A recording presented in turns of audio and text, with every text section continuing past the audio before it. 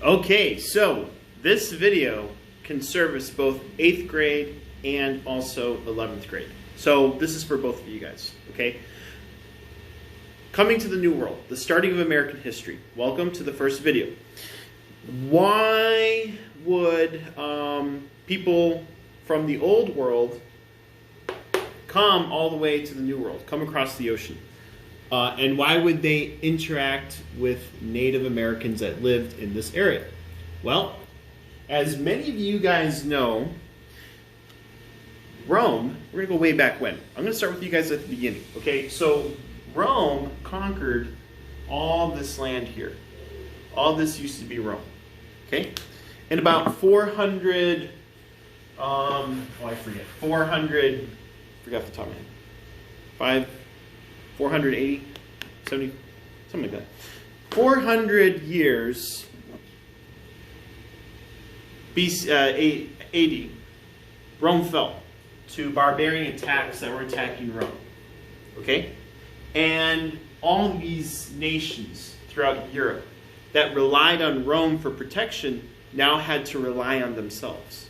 Okay? So you had all these tiny nations throughout Europe become their own separate powers. Okay? Next, Rome was conquered. Rome was the center of Christianity at this time. As people didn't know what to do, they looked more and more to the church. The power of the leader of Rome became known as the archbishop, became known later as the Pope. He would become the leader of Rome and the leader of all Europe of the Catholic faith. Okay? Now, right before Rome fell, there was an emperor named Constantine that moved the capital from Rome to Constantinople.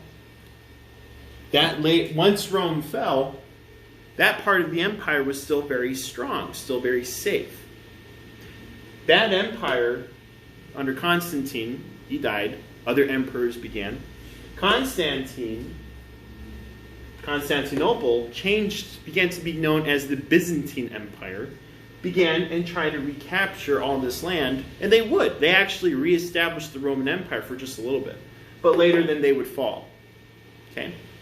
In about the year 1490, that's when Constantinople, Byzantine, fell to the Ottoman Turks. Okay? That city was no more. All of Europe, Spain, France, England, all these European nations traded with Asia and China and India spices through Constantinople. Once that port fell, they had to seek other ways. That's why places like Portugal came down through Africa, seeking India, and then why Christopher Columbus, who is from Genova, I've been here actually, Genova, Italy, told the king and queen of Spain, let's try to reach India going through the Atlantic Ocean. He honestly thought you could travel the whole ocean and hit China, which is why they call Native Americans Indians, because he honestly thought he had reached India. Well, as history goes, Spain said okay, and he discovered North America. Okay, so the fall of Constantinople. Now, Native Americans were very powerful, but look at the technologies of weapons of war that Europe had.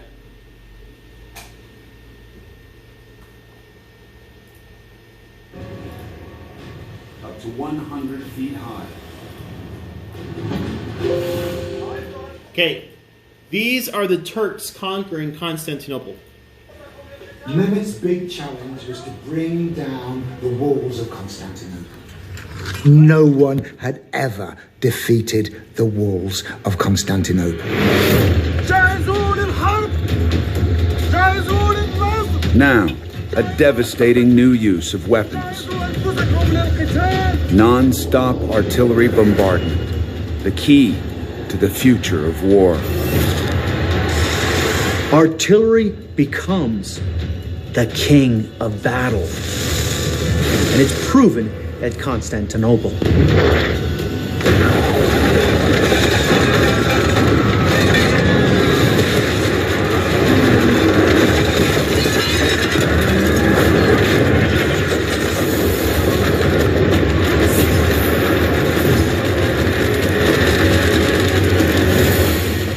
The fate of Constantinople will change lives in every corner of the planet.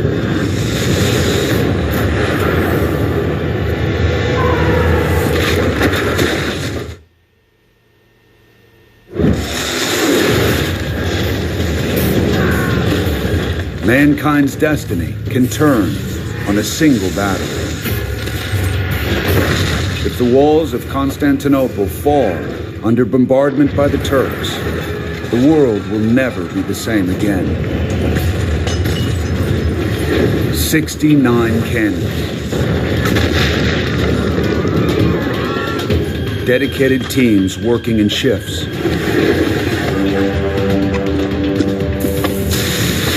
Cool. Clean. Reload. Fire.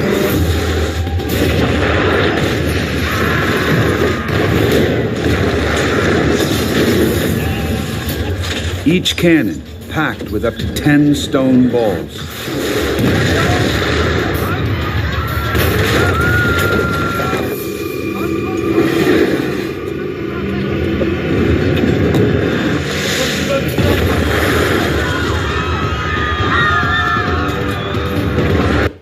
So you had weapons like that Europeans brought across the oceans when they first saw natives having bows and arrows. So that's how Europeans were able to conquer North America and South America pretty quickly. And the Europeans had been in contact with wild animals. Pigs, cows, chickens, you name it. Many of those wild animals had illnesses that Europeans brought to the New World that killed natives. Natives didn't have much contact with wild animals. They had like llamas and some turkeys. They actually killed off the woolly mammoths long before. But because of their inability to fight diseases and lack of technology, Europeans very quickly took over the New World.